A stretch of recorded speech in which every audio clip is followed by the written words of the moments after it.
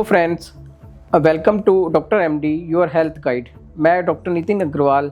जैसा कि पहले पार्ट में हमने जाना था डिप्रेशन क्या होता है, इस पार्ट में हम डिस्कस करने जा रहे हैं कि ये क्यों होता है और इसके क्या क्या कारण हो सकते हैं। डिप्रेशन एक मल्टीफैक्टोरियल डिजीज़ है जिसमें मल्टीपल कारण हो सकते हैं। इसमें डिप्रेशन में मुख्यतः जो कारण होते हैं वो होते हैं जेनेटिक फैक्टर्स। जेनेटिक फैक्टर्स में जैसे कि आते हैं फैमिली हिस्ट्री है अगर किसी में डिप्रेशन की, तो उसमें डिप्रेशन होने के चांस बढ़ जाते हैं।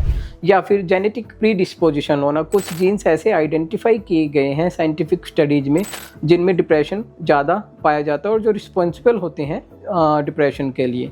फिर हमारे आ जाते हैं न्यूरोबायोलॉजिकल और बायोलॉजिकल फैक्टर्स। न्यूरोबायोलॉजिकल फैक्टर्स में कुछ न्यूरोट्रांसमीटर्स होते हैं जो कि हमारे नर्वस सिस्टम में हमारी इन्फॉर्मेशन को ट्रांसमिट करने में हेल्प करते हैं। नाम भी सुना होगा जैसे सीरोटोनिन, डोपामिन और नोरेपिनेफ्रिन। इनका इम्बैलेंस भी डिप्रेशन क्रिएट करता है और समटाइम कुछ ब्रेन स्ट्रक्चर ग्रोसली डिस्टर्ब हो जाते हैं, जिसमें जैसे हमारे जो मेमोरी एरियाज़ हैं वो डिस्टर्ब हो जाते हैं, जो इमोशनल एरियाज़ हैं, लिम्बिक सिस्टम जिसे हम कहते हैं, वो डिस्टर्ब हो जाते हैं, जिसके कारण भी डिप्रेशन होता है। नाउ तीसरी चीज़ है एनवायरमेंटल फैक्टर्स। तो एनवायरमेंटल फैक्टर्स में जैसे कुछ चाइल्डहुड ट्रॉमाज होते हैं, जैसे कि अब्यूज होना, चाइल्डहुड ट्रॉमा या नेग्लेक्ट होना, ये एक डिप्रेशन का कारण बन सकता है। या क्रोनिक स्ट्रेसेस होते हैं जैसे कि रिलेशनशिप स्ट्रेस चले जाना या वर्क स्ट्रेस चले जाना, ये भी एक डिप्रेशन का कारण हो सकते हैं। फिर होता है कुछ significant life events like loss of some loved one, that can be a reason of depression.